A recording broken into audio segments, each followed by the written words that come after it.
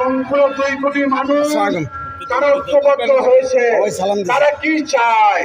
তারা এমন কিছু চায় নাই, তারা সহজভাবে বলেছে যে তিস্তা মহাপরিকল্পনা বাস্তবায়ন করা হোক। এটি আমাদের জীবনের দাবি, এটি আমাদের ঐতিহ্যের দাবি, এটি আমাদের রংপুরের মানুষের দাবি। সেটিকে মানা হচ্ছে না। এটি দল মত নির্বিশেষে ধর্ম গোষ্ঠী সবাই আমরা এক কাতারে জড়িত হয়েছি। 17 এবং 18 ফেব্রুয়ারি রংপুরের 11টি পয়েন্টে লক্ষ লক্ষ মানুষ জমায়েত হয়েছিল। সেদিনও মানুষ গণ বিরোধী স্লোগান দিয়েছিল। সরকারের পানি সম্পদ উপদেষ্টা এসেছিলেন এই কাউনিয়ায়, সেদিনও গণশুনানি হয়েছিল।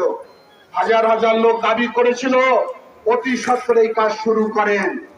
উনি বললেন কাজ শুরু করা হবে, কিন্তু কাজ শুরু করার নামে উনি প্রহসন করেছেন, উনি টেন্ডার দিয়েছেন।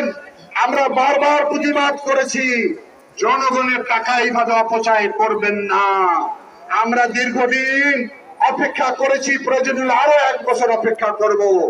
সরকারের এই অর্থ অপচয় মানে আমাদের টাকা দিয়ে তারা বিক্ষিপ্ত বিচ্ছিন্ন ভাবে তিস্তা নদী বাঁধার চেষ্টা করছে। এটাকে আমরা তীব্রভাবে নিন্দা জানাই। এই টাকা এই টাকা কিছু বিলাসী সরকারি কর্মকর্তার পেতে গিয়েছে, মানুষের কোনো আমরা আরো দায়িত্বহীন কণ্ঠে বলতে চাই, পাওয়ার চায় না।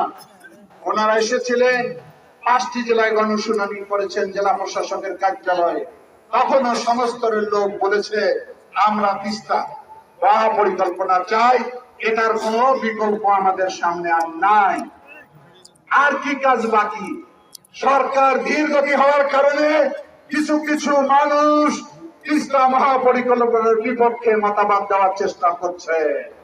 তারা বলে তিস্তার জীব বৈচিত্র্য নাকি ধ্বংস হয়ে যাবে। তাদের উদ্দেশ্যে আমি বলতে চাই, যখন আমার লোকালয় ভেঙে যায়, আমার জমির ক্ষেত শেষ হয়ে যায়, আমার কবরস্থান মসজিদ মন্দির ভেঙে যায়, তিস্তার সৌন্দর্যতা যখন নষ্ট হয়ে যায়, তখন বাবাজিরা আপনারা জীব বৈচিত্র্যের কথা ভাবেন না।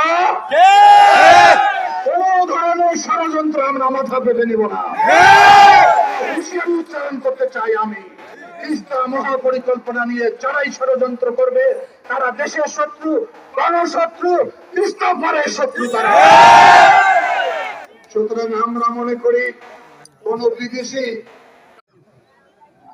দিয়ে যাচ্ছে, আমরা দিয়ে যাব শান্তিপূর্ণ ভাবে।